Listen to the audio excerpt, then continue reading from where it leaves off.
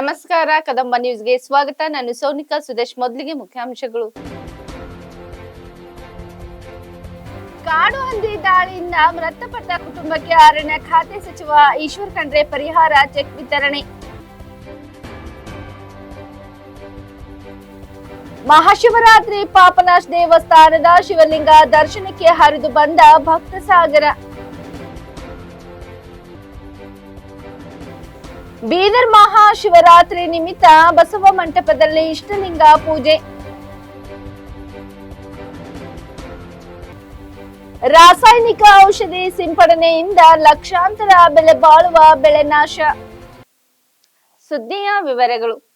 ಬೀದರ್ ದಕ್ಷಿಣ ಮತಕ್ಷೇತ್ರದ ಹೊಕ್ರಣಕೆ ಗ್ರಾಮದಲ್ಲಿ ಜೋಳ ಕಟಾವಿಗೆ ತೆರಳಿದ ಸಂದರ್ಭದಲ್ಲಿ ಕಾಡು ಹಂದಿ ದಾಳಿಯಿಂದ ಮೃತಪಟ್ಟ ಕವಿತಾ ರವಿಕುಮಾರ್ ಅವರ ಮನೆಗೆ ರಾಜ್ಯ ಅರಣ್ಯ ಹಾಗೂ ಜೈವಿಕ ಮತ್ತು ಪರಿಸರ ಖಾತೆಯ ಸಚಿವ ಹಾಗೂ ಬೀದರ್ ಜಿಲ್ಲಾ ಉಸ್ತುವಾರಿ ಸಚಿವ ಈಶ್ವರ್ ಬಿ ಖಂಡ್ರೆ ಇಂದು ಕುಟುಂಬಸ್ಥರ ಮನೆಗೆ ಭೇಟಿ ನೀಡಿ ಪರಿಹಾರ ಚೆಕ್ ವಿತರಿಸಿದರು. ಈ ಸಂದರ್ಭದಲ್ಲಿ ಬೀದರ್ ದಕ್ಷಿಣ ಮತಕ್ಷೇತ್ರದ ಶಾಸಕ ಮತ್ತು ಅರಣ್ಯ ಇಲಾಖೆ ವಿವಿಧ ಅಧಿಕಾರಿಗಳು ಜೊತೆಗಿದ್ದರು.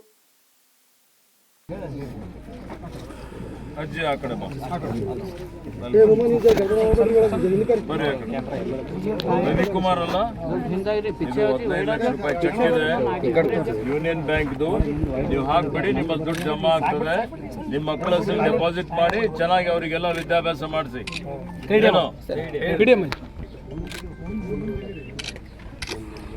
ಅಂತ ದುರದೃಷ್ಟಕರ ಸಂಗತಿ, ಬಹಳ ದುಃಖದ ಸಂಗತಿ. ಇವತ್ತು ಹೊಕ್ರಣದಲ್ಲಿ ನಮ್ಮ ಬೀದರ್ ಸೌತ್ನ ವಿಧಾನಸಭಾ ಕ್ಷೇತ್ರದಲ್ಲಿ ನಿನ್ನೆ ಕಾಡು ಹಂದಿ ದಾಳಿಯಿಂದ ಕವಿತಾ ಅನ್ನುವಂಥ ಒಬ್ಬ ಕೂಲಿ ಮಾಡುವಂಥವರು ಮೃತಪಟ್ಟಿದ್ದಾರೆ. ಸರ್ಕಾರದ ವತಿಯಿಂದ, ನನ್ನ ವತಿಯಿಂದ ಶ್ರದ್ಧಾಂಜಲಿಯನ್ನು ಅರ್ಪಿಸುತ್ತಾ ಭಗವಂತ ಅವರ ಆತ್ಮಕ್ಕೆ ಶಾಂತಿ ಕೊಡಲಿ, ಅವರ ಪರಿವಾರದವರಿಗೆ ಆ ದುಃಖ ತಡ್ಕೊಳ್ಳಿಕ್ಕೆ ಶಕ್ತಿ ಕೊಡಲಿ ಅಂತ ಹೇಳುತ್ತಾ, ನಾನು ತತ್ಕ್ಷಣವೇ ನಮ್ಮ ಅರಣ್ಯ ಇಲಾಖೆ ಅಧಿಕಾರಿಗಳಿಗೆ ಸೂಚನೆ ಕೊಟ್ಟು ಅವರ ಆಸ್ಪತ್ರೆಗೆ ಭೇಟಿ ಕೊಟ್ಟು ಅವರ ಅಂತ್ಯಕ್ರಿಯೆ ಆದ ಮೇಲೆ 24 ತಾಸು ಒಳಗಡೆ ನಿನ್ನ ಮಧ್ಯಾಹ್ನ ಮುಂಜಾನೆ ಘಟನೆ ಆಗಿದೆ. ನಾನು ನಮ್ಮ ಹಿರಿಯ ಅಧಿಕಾರಿಗಳಿಗೆ ಸೂಚನೆ ಕೊಟ್ಟು 15 ಲಕ್ಷ ರೂಪಾಯಿ ಏನು ಸರ್ಕಾರದ ನಿಯಮಾನುಸಾರ ಪರಿಹಾರ ಇದೆ, ಅದು ಮೊದಲು ನಾವು 5 ಲಕ್ಷ ಕೊಟ್ಟು ಆಮೇಲೆ ವರದಿ ಎಲ್ಲ ತರಿಸ್ಕೊಂಡು ಪೋಸ್ಟ್ ಮಾರ್ಟಮ್ ವರದಿ ತರಿಸ್ಕೊಂಡು ಸುಮಾರು ದಿವಸಗಳ ನಂತರ ಹಣ ಸಿಗ್ತಾಯಿತ್ತು. ಆದರೆ ಈ ಘಟನೆ ನಮ್ಮ ಕಣ್ಣೆದುರುಗಡೆ ಆಗಿದೆ. ತತ್ಕ್ಷಣವೇ ಆ ಪರಿವಾರಕ್ಕೆ ಒಂದು ಸಾಂತ್ವನ ಹೇಳಬೇಕು ಅಂತೇಳಿ ಹೇಳಿ ನಾವು 15 ಲಕ್ಷ ರೂಪಾಯಿ ಪರಿಹಾರನೂ ಕೊಟ್ಟಿದ್ದೇನೆ. ಮುಂದೆ ಅವರ ಪರಿವಾರದವರಿಗೆ 5 ವರ್ಷ ತನಕ 4,000 ರೂಪಾಯಿ ಅವರಿಗೆ ಪೆನ್ಷನ್ನು ಕೊಡ್ತೀವಿ. ಮತ್ತು ಈಗ ನಮ್ಮ ಜಿಲ್ಲೆಯಲ್ಲಿ ಇತರ ಕಡೆಯಲ್ಲೂ ಕಾಡು ಹಂದಿಯ ಭಾಳ ದೊಡ್ಡ ಮಟ್ಟದ ಹಾವಳಿ ಇದೆ.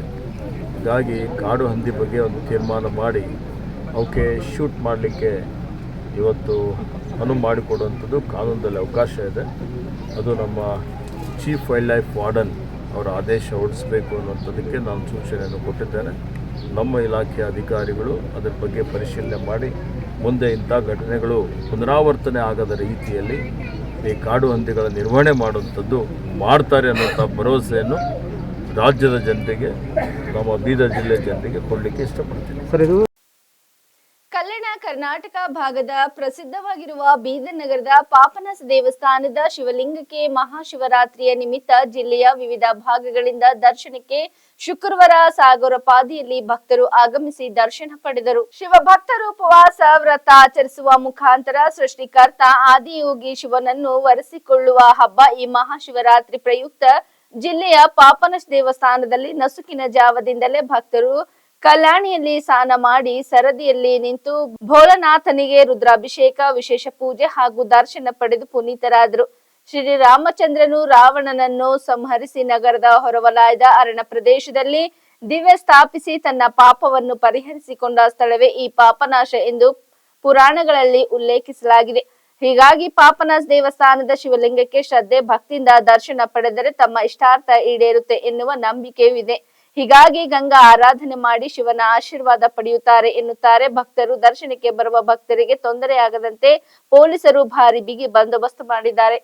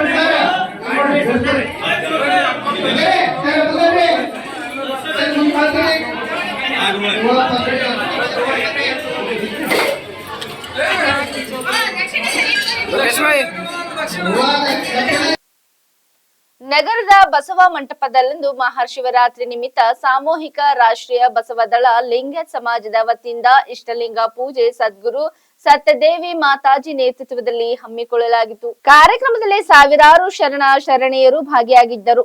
ಮಹಾಶಿವರಾತ್ರಿ ನಿಮಿತ್ತ ಸಾಮೂಹಿಕವಾಗಿ ಎಲ್ಲರೂ ಇಷ್ಟಲಿಂಗ ಪೂಜೆ ಬಿಲ್ವಾರ್ಚನೆ ಪೂಜೆಯನ್ನು ಹಮ್ಮಿಕೊಳ್ಳಲಾಗಿತ್ತು. ಲಿಂಗ ಪೂಜೆ ನಂತರ ಎಲ್ಲರಿಗೂ ಫಲಹಾರ ಹಣ್ಣು ವಿತರಿಸಲಾಯಿತು. ಈ ಸಂದರ್ಭದಲ್ಲಿ ಮಾತನಾಡಿದ ಶರಣೆಯರು, ಲಿಂಗ ಧರ್ಮದಲ್ಲಿ ಮಹಾಶಿವರಾತ್ರಿ ಪೂಜೆಯನ್ನು ವಿಶೇಷವಾಗಿ ಹಮ್ಮಿಕೊಳ್ಳಲಾಗುತ್ತದೆ. ಮನೆಯಲ್ಲಿ ಎಲ್ಲರೂ ಕುಟುಂಬ ಸಮೇತ ಪೂಜೆ ಮಾಡಿ ಶಿವನ ಆಶೀರ್ವಾದಕ್ಕೆ ಪಾತ್ರವಾಗುತ್ತಾರೆ. ಯೋಗಿ ಗುರು ಪರಮಾತ್ಮ ಶಿವ ತಪಸ್ಸು ಮಾಡಿದ ದಿನದ ಹಿನ್ನೆಲೆ ಇಂದು ಮಹಾಶಿವರಾತ್ರಿ ಜಾಗರಣೆ ರಾತ್ರಿ ಆಚರಣೆ ಮಾಡಲಾಗುತ್ತದೆ ಎಂದರು.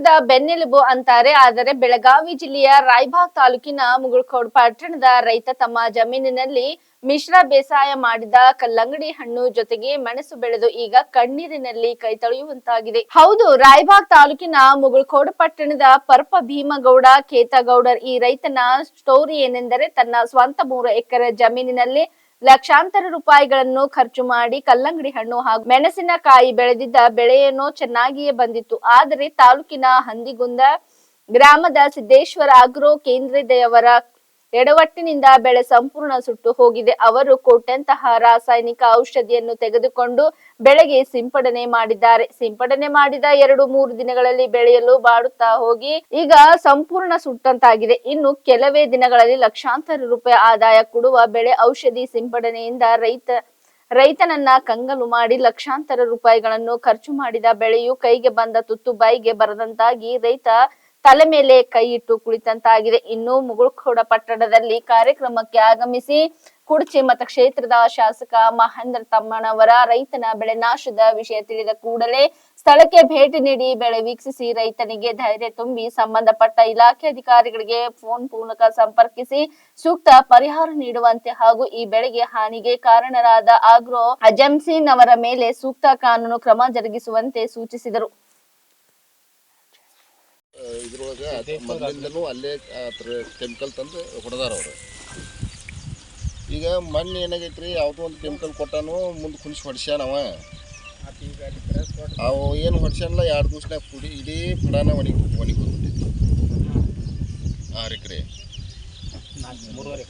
3.5 ಎಕರೆ ಅಂತ 3.5 ಎಕರೆ. ನೀವು ಬರ್ರಿ, ಬಂದು ಸ್ವಲ್ಪ ಅದನ್ನು ಸರ್ವೆ ಮಾಡಿರಿ. ಅದನ್ನ ಬಂದು ಇವತ್ತನ ಸರ್ವೆ ಮಾಡಿ ಮತ್ತು ಅದಕ್ಕೆ ಆ ಸಂಬಂಧಪಟ್ಟ ಫರ್ಟಿಲೈಸರ್ ಅಂಗಡಿಯವನ ಮ್ಯಾಗ ಏನು ಕೇಸ್ ತೊಗೊಳಕ್ಕಾಕೈತಿ ಮತ್ತು ಇವ್ರಿಗೆ ಪರಿಹಾರ ಏನು ಕೂಡ ಇದನ್ನು ಮಾಡೋಕ್ಕಾಕೈತಿ. ಇವತ್ತು ಬಂದು 15 ನಿಮಿಷ ಹಾಂ ಇಬ್ಬರು ಬಂದು ಪಾಪ ಭಾಳ ದೊಡ್ಡ ಪಡ ರೀ, ದೊಡ್ಡ ಇದನ್ನ ಏರಿಯಾ, ಪಾಪ ಭಾಳ ನುಕ್ಸಾನ್ ಆಗೈತೆ ಅವ್ರಿಗೆ. ಬಂದು ನೀವು ಸ್ವಲ್ಪ ಸರ್ವೆ ಮಾಡಿ ನನಗೆ ತಿರುಗಿ ಫೋನ್ ಮಾಡಿ ಹೇಳ್ರಿ ನೀವು ಏನೇನಾಗೈತಿ ಏನು ಮಾಡ್ಬೇಕಂತ ಹೇಳಿ.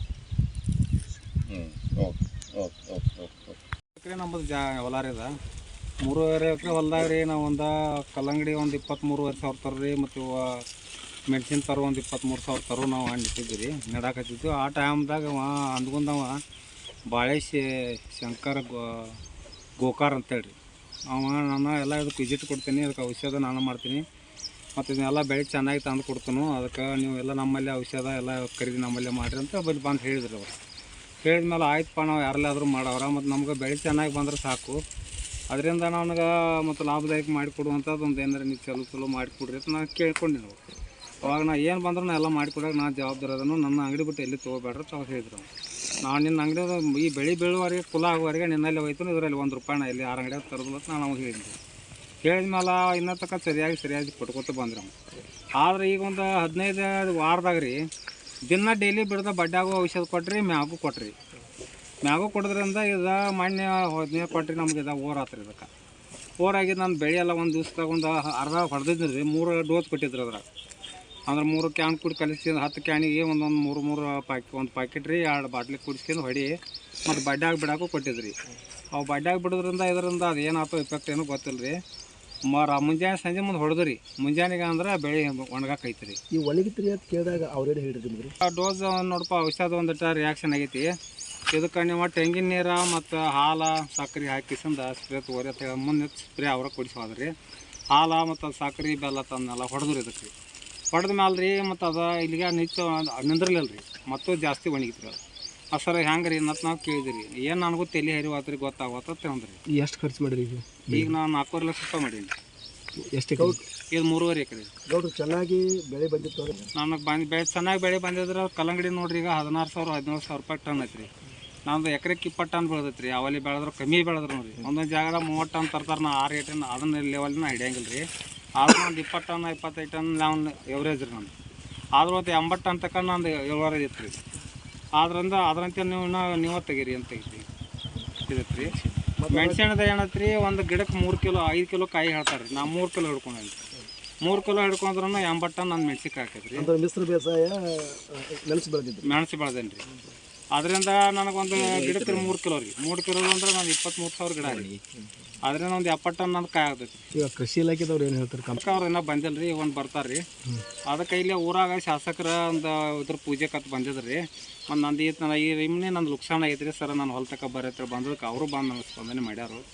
ಮತ್ತು ಅಧಿಕಾರಿಗಳಿಗೂ ಅವ್ರು ಹೇಳ್ಯಾರ ಈಗಾಗಲೇ ಜಾಗ ಫೋನ್ ಮಾಡಿ ಅದನ್ನು ಬಂದು ನೀವು ಚೆನ್ನಾಗಿ ನೋಡಿರಿ, ಅವ್ರು ರೈತ ಲುಕ್ಸಾನ್ ಆಗಬಾರ್ದು ಅಂತ ಹೇಳ್ಯಾರ. ಈಗ ಯಾವ ಅಂಗಡಿಯಿಂದ ಔಷಧ ತಂದಿರಿ ನೀವು? ಇಲ್ಲಿ ಸಿದ್ದೇಶ್ವರ ರೀ, ಯಾವ ರೀ? ಹಂದ್ಕೊಂಡ್ರಿ. ಏನಂತಾರೆ ಅವರು ಔಷಧ? ಅವ್ರಿಗೆ ಏನಂತಾರೆ ರೀ, ಅನ್ಕತ್ತಕ ಏನಾರು ನಾವು ಪರಿಹಾರ ಮಾಡ್ತೀವಿ ಅದಕ್ಕೆ ಮಾಡಿ ಕೊಡ್ತೀವಪ್ಪ, ಮತ್ತು ಅದಕ್ಕೆ ನಿಮ್ಮ ಲುಕ್ಸಾನ್ ರೈತರು ನಾವೇನು ಮಾಡೋಲ್ಲ ಅನ್ಕೋತ ಬಂದ್ರಿ. ಈಗ ನಿನ್ನೆ ನಂತರ ನನಗೆ ಉಲ್ಟಾ ಆಗ್ಯಾರ ಅವ್ರು. ಏನಂತ? ಅದು ನಿಮ್ಮದ ಫಾಲ್ಟ್ ಐತಿ, ನಾನು ಫಾಲ್ಟ್ ಇಲ್ಲ. ಇನ್ನು ಮುಂದೆ ನೀವೇನು ಮಾಡಿ? ಈಗ ಪೊಲೀಸ್ ಸ್ಟೇಷನ್ದಾಗ ಒಂದು ಅರ್ಜಿ ಬರ್ದಾನೆ ರೀ. ಏನು ಅಲ್ಲಾದ್ರೆ ಈಗ ಕೃಷಿ ಅಧಿಕಾರಿಗಳು ಬರ್ತಾರೆ ರೀ, ಅವ್ರು ಏನು ಹೇಳ್ತಾರೋ ಅದನ್ನು ನೋಡ್ತೀವಿ. ಇಲ್ಲ ಮತ್ತೇನು ನಿಮ್ಗೆ ಬೇರೆ ಔಷಧ ಕೊಟ್ಟವರು ಬೇರೆನೂ ಹೊಡೆದಿರಿ ಅಂತ ಹೇಳ್ತೀರಿ ಅಂತ? ಬೇರೆ ಏನೋ ಅವ್ರು ಕಸದ ಔಷಧ ಹೊಡೆದೈತೆ ನಾನು ಮ್ಯಾಲೆ ಅಪವಾದ ಮಾಡ್ತಾರೆ ರೀ. ಅದು ಕಸದ ಔಷಧ ನಂದು ಬೆಳೆ ಬಂದದ್ದು ನನ್ನ ಬೆಳೆ ನಾನೇ ಹೆಂಗೆ ಹಾಳು ಮಾಡ್ಕೊತಂದು ಅನ್ನೋದು ಅವರ ಹೇಳ್ಕೊಡ್ಬೇಕು ರೀ. ಅದಕ್ಕೆ ಈಗ ನಂದು ಈಗ 20 ದಿನದಾಗ ರೀ ನಂದು ಬೆಳೆ 20 ದಿನದಾಗ ನಂದು ಕಟಾವು ಆಗೈತೆ ರೀ ಕಲ್ಲಂಗಡಿ ರೀ. ಆ ಕಲ್ಲಂಗಡಿ 15 ಲಕ್ಷ ರೂಪಾಯಿ ನಾನು ಆದಾಯ ಬರೋ ಟೈಮ್ದಾಗ ನಾನು ಹೊಡೆದು ಹೆಂಗೆ ಹಾಳು ಮಾಡ್ಕೊತಾರೆ ರೀ. ಈಗ ಮೆಣಸಿನ ಗಿಡ ಕಲ್ಲಂಗಡಿ ಕೂಡ ಎಷ್ಟು ಲಕ್ಷಣ? ಒಂದು 40 ರಿಂದ 45 ಲಕ್ಷ ರೂಪಾಯಿ ನಾನು.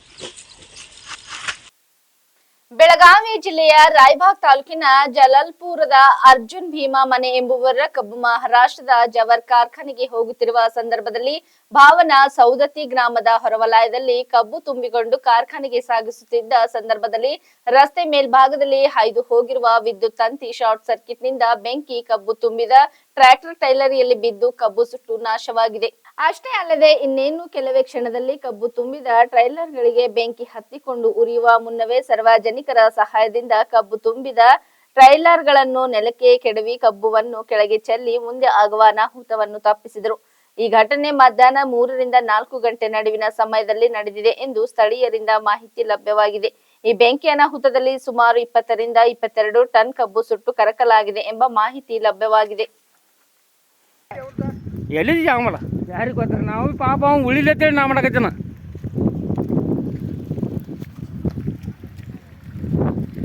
ಎಲ್ಲ ಸುಡ್ತಪ್ಪ ಇದ ಸೀಲಿಂಗ್ ಫಿಲಿಂಗ್ ಇದು ಬಿ ಡಬ್ಬಿ ಹೋದ್ ಕೆಡದ್ರ ಚೆನ್ನ ಇನ್ನ ಉರಿ ಜೋರ್ ಎಲ್ಲ ಸಿ ಕೆಡದ್ರ ನಡೀತಿ ನೋಡಿದ್ ಬಿ ಡಬ್ಬಿ ಕೆಡದ್ರ ಚಲೋ ಇದು. ಏ ಒಳಗೆ ಹತ್ತದ್ಲ ಒಳ ತಗೋದ್ಲ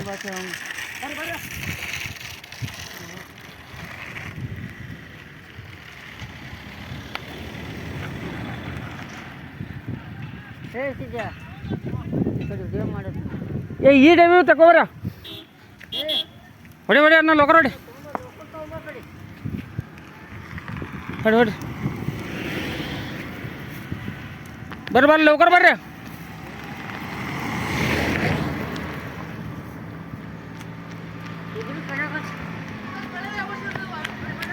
ಇದು ಬಿ ಕೆಡದ ಬಿಡ್ರಿ ನೋಡ, ಅಂದ್ರೆ ಟೈರ್ಗೆ ಅನಾಗೋಲ್ಲ, ಗಡ್ಡೆ ಬಿ ರೀ ಅನಾಗೋಲ್ಲ. ಇಷ್ಟ ಸಾವ್ಕಾಸ್ ಸಾವ್ಕಾಸ್ ಹೋಗಿ. ಓ ಸಾವ್ಕಾಸ್ ಸಾವ್ಕಾಸ್ ಸಾವ್ಕಾಸ್ ಬರ್ರಿ ಬರ್ರಿ ಬರ್ರಿ ಬರ್ರಿ ಸಾವ್ಕಾಸ್ ಬರ್ರಿ ಬರ್ರಿ ಬರ್ರಿ ಬರ್ರಿ ಬರ್ರಿ ನಿಂದ್ರೆ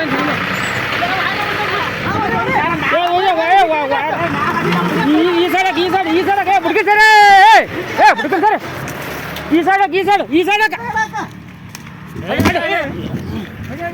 ಹೊಡಿ ಹೊಡಿ ಹೊಡಿ ಆನದಲ್ಲಿ ಹೊಡಿ. ಓ ಡೆಬಿ ಡೆಬಿ ಕೆಡಿ ಡೆಬಿ ನಾವು ಟೈರ್ ಕಲ್ಲದು ಸಿಲಿಂಗ್ ಸಿಲಿಂಗ್ ಸಿಲಿಂಗ್ ಇದ್ದಿದ್ದು ಡೆಬಿ ಕೆಡಿ. ಕಲಬುರಗಿ ಜಿಲ್ಲೆಯ ಚಿಂಚೋಳಿ ಕ್ರೀಡಾಂಗಣದಲ್ಲಿ Chincholi cricket premier league tournament Chincholi ಹಿರಿಯ ಬಿಜೆಪಿ ಮುಖಂಡರಾದ ಗೋಪಾಲ್ ರಾವ್ ಕಟ್ಟಿಮನಿ ಉದ್ಘಾಟಿಸಿದರು. ಈ ಸಂದರ್ಭದಲ್ಲಿ ಬಿಜೆಪಿ ಹಿರಿಯ ಮುಖಂಡರಾದ ಆಲ್ ಗಣಪತ್ ರಾವ್ ಮಾತನಾಡಿ ಕ್ರಿಕೆಟ್ ಟೂರ್ನಿಮೆಂಟ್ ಆಯೋಜಕರಿಗೆ ತುಂಬಾ ಅಭಿನಂದನೆ ಸಲ್ಲಿಸಿದರು ಮತ್ತು ಇಂದಿನ ದಿನಗಳಲ್ಲಿ ಆರೋಗ್ಯ ಕಾಪಾಡಿಕೊಳ್ಳಬೇಕಾದರೆ ಯುವಕರು ಹೆಚ್ಚಿನ ಸಮಯ ಕ್ರೀಡೆಗೆ ಕೊಡಬೇಕು ಮತ್ತು ಕ್ರೀಡೆಯಲ್ಲಿ ಭಾಗವಹಿಸಬೇಕೆಂದು ಕರೆ ಕೊಟ್ಟರು. ಈ ಸಂದರ್ಭದಲ್ಲಿ ಚಿಂಚೋಳಿಯ ಸಾರ್ವಜನಿಕ ಆಸ್ಪತ್ರೆಯ ಮುಖ್ಯ ಆಡಳಿತಗಾರರಾದ ಡಾಕ್ಟರ್ ಸಂತೋಷ್ ಪಾಟೀಲ್, ಆಸ್ಪತ್ರೆಯ ಮುಖ್ಯಸ್ಥರಾದ ಅಜಯ್ ಕಾಟ್ಪುರ್, ಪುರಸಭೆ ಸದಸ್ಯರಾದ ಆನಂದ್ ತೈಗಾರ್, ಅರಣ್ಯಾಧಿಕಾರಿಗಳು ಸಂಜೀವ್ ಕುಮಾರ್ ಚೌಹಾಣ್, ಅನೇಕ ಕ್ರೀಡಾಪಟುಗಳು ಭಾಗವಹಿಸಿದರು. ಈಗಾಗಲೇ ಉದ್ಘಾಟನೆ ನೆರವೇರಿದೆ. ಉದ್ಘಾಟನೆ ಮಾಡಿದಂತ ಎಲ್ಲ ಮತ್ತು ಗಣ್ಯ ವ್ಯಕ್ತಿಗಳಿಗೂ ಕಾರಣಭೂತರಾದ ವಿರೋಧ ಪಕ್ಷದಲ್ಲಿ ಮತ್ತೊಂದರಿಗೆ ಕಿಟ್ಟು ಅವರಿಗೆ ನಾನು ಅಭಿನಂದಿಸುತ್ತಾ ಈ ಸಭೆಯಲ್ಲಿ ಡಾಕ್ಟರ್ ಸಾಹೇಬ್ರೆ ಹಾಗೂ ಸಂಜೀವ್ ಸಾಹೇಬ್ರೆ, ಆಕಾಶ್ ಕೊಲ್ಲೂರು ಅವರೇ, ಕಂಪಳಿ ಸಾಹೇಬ್ರೆ, ನಮ್ಮ ಬಡೇಬೀರ್ನಳ್ಳಿ ಸಾಹೇಬ್ರೆ ಹಾಗೂ ನಮ್ಮ ಆನಂದ್ ತೈಗ ಸಾಹೇಬ್ರೆ, ಡಾಕ್ಟರ್ ಸಾಹೇಬ್ರೆ ಹಾಗೂ ರಂಗಣ್ಣ ಸಾಹೇಬ್ರೆ, ಪತ್ರಕರ್ತರ ಗೌತಮ್ ಸರ್ ಅವರೇ ಹಾಗೂ ಮಕ್ಬೂಲ್ ಸಾಹೇಬ್ರೆ ಹಾಗೂ ಯಾವತ್ತೂ ಕ್ರಿಕೆಟ ಪಟುಗಳೇ, ಈಗಾಗಲೇ ನಮ್ಮ ಡಾಕ್ಟರ್ ಸಾಹೇಬರು ಒಳ್ಳೆ ಮಾತಾಡಿದ್ರು. ಇವತ್ತು ಕ್ರಿಕೆಟಿಗೆ ಹೆಚ್ಚಿಗೆ ಮಹತ್ವ ಕೊಡಬೇಕು, ಅವರು ಅದರಿಂದ ಭಾಳ ಆರೋಗ್ಯ ದೃಷ್ಟಿ ಚೆನ್ನಾಗಿರ್ತದೆ ಅಂತ ತಿಳ್ಕೊಂಡು ಹೇಳಿದ್ದಾರೆ. ಅದೇ ರೀತಿಯಾಗಿ ಇವತ್ತು ಶಿವರಾತ್ರಿಯ ಶುಭ ದಿನದಿಂದ ಇವತ್ತು ಇಟ್ಕೊಂಡಿದ್ದು ನಾವು ಭಾಳ ಅಭಿನಂದನೆ ಆಗಿದೆ. ಯಾಕೆಂದರೆ 70 ದಿವಸ ಇಟ್ಕೋಬೋದಾಯಿತು. ಶಿವರಾತ್ರಿ ಅಂದರೆ ಒಂದು ಸಂದೇಶ, ಇನ್ನು ಚಿಂಚೋಳಿ ಒಂದು ಕ್ರೀಡಾಪಟುಗಳಿಗೆ, ಆ ಕ್ರೀಡಾದವರಿಗೆ ಎಲ್ಲರಿಗೂ ಒಂದು ಒಳ್ಳೆಯ ಸಂದೇಶ ಹೋಗ್ತದೆ. ತಾವೆಲ್ಲರೂ ಮುಂಬರುವ 15 ದಿವಸ ನಮಗೆ 50,000 ಇಟ್ಟಿರಿ. ಒಂದು ಕ್ರೀಡಾ ಒಂದು ಭಾಳಷ್ಟು ನನಗೆ ನಮ್ಮ ಕ್ರೀಡಾಪಟುಗಳಿಗೆ ಗೆದಿಬೇಕಂತ ಉತ್ಸುಕತೆ ಇರಬೇಕು ಅಂತ ತಿಳ್ಕೊಂಡು ಎಲ್ಲರಿಗೆ ಕ್ರೀಡಾಪಟು ಆಡ್ಬೇಕಂತ ತಿಳ್ಕೊಂಡು ಹೇಳ್ತಾ ಇದ್ದೀನಿ. ಇದೇ ರೀತಿಯಾಗಿ ಮುಂಬರುವ ದಿನಗಳಲ್ಲಿ ಹೋದ ವರ್ಷ ಇದೇ ದಿನದಲ್ಲಿ ಇರ್ಬೋದು, ಭಾಳ ಇಡೀ ನಮ್ಮದು ರಾಜ್ಯ ರಾಷ್ಟ್ರ ಮಟ್ಟದಲ್ಲಿ ನಮ್ಮ ಚಿಂಚೋಳಿ ಇದು ಕ್ರಿಕೆಟ್ ಬಗ್ಗೆ ಪ್ರಚಾರ ಆಗಿತ್ತು. ಈಗೂ ಪ್ರಸಾರ ಮಾಡ್ತೀರಿ, ಎಲ್ಲ ಕಡೆ ಪ್ರಚಾರ ಆಗಲಿ ಅಂತ ತಿಳ್ಕೊಂಡು ಹಾರೈಸಿ 2 ಮಾತು ಮುಗಿಸ್ತೀನಿ. ಜೈ ಹಿಂದ್, ಜೈ ಕರ್ನಾಟಕ. ಇಲ್ಲಿವರೆಗೆ ಸುದ್ದಿ ಕೊಟ್ಟಿದ್ದು ನಾನು ಸೋನಿಕಾ ಸುದೇಶ್. ಮುಂದಿನ ಸುದ್ದಿಯೊಂದಿಗೆ ಮತ್ತೆ ಭೇಟಿಯಾಗೋಣ. ವಂದನೆಗಳು.